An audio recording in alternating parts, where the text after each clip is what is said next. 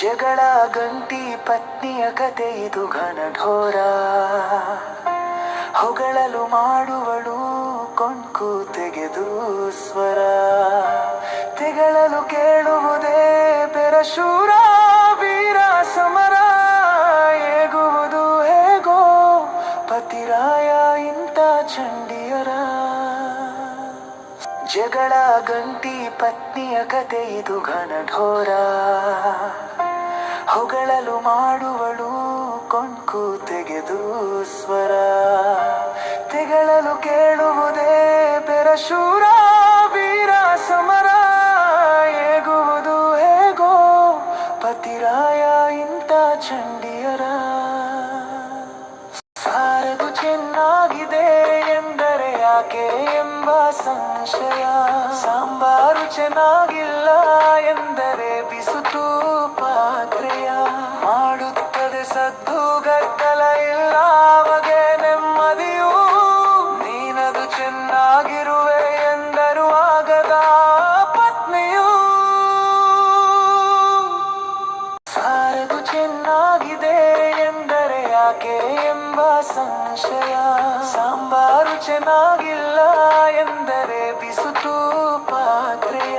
ಮಾಡುತ್ತದೆ ಸದ್ದು ಗದ್ದಲ ಇಲ್ಲ ಬಗೆ ನೆಮ್ಮದಿಯೂ. ನೀನದು ಚೆನ್ನಾಗಿರುವೆ ಎಂದರು ಆಗದ ಪತ್ನಿಯೂ.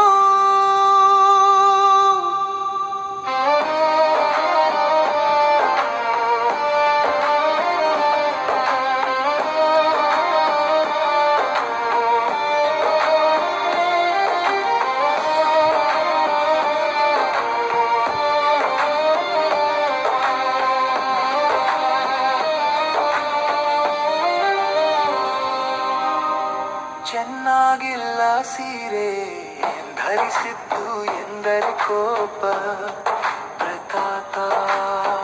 ಕಣ್ಣಲ್ಲಿ ನೀರನ್ನು ಸುರಿಸಿ ಮಹಾಪ್ರವಾಹದ ತಾಪ. ಅತಿಯಾಗಿ ಬೆಪ್ಪವಲು ಏನೆಂದರೂ ಒಪ್ಪಳು. ಸತಿಯು ಕಾಟವ ಕೈ ಹಿಡಿದವಗೆ ಸದಾ ಕೊಡುವಳು.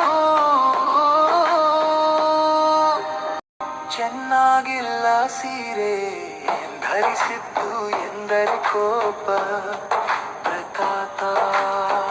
ಕಣ್ಣಲ್ಲಿ ನೀರನ್ನು ಸುರಿಸಿ ಮಹಾಪ್ರವಾಹದ ತಾಪ.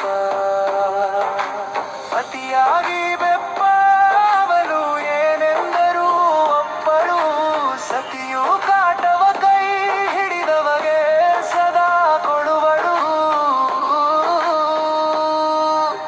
ಪತಿಯು ಏಗುವನು ಸಹಿಸಿ ಬೇರೆ ಇಲ್ಲ ದಾರಿಯು.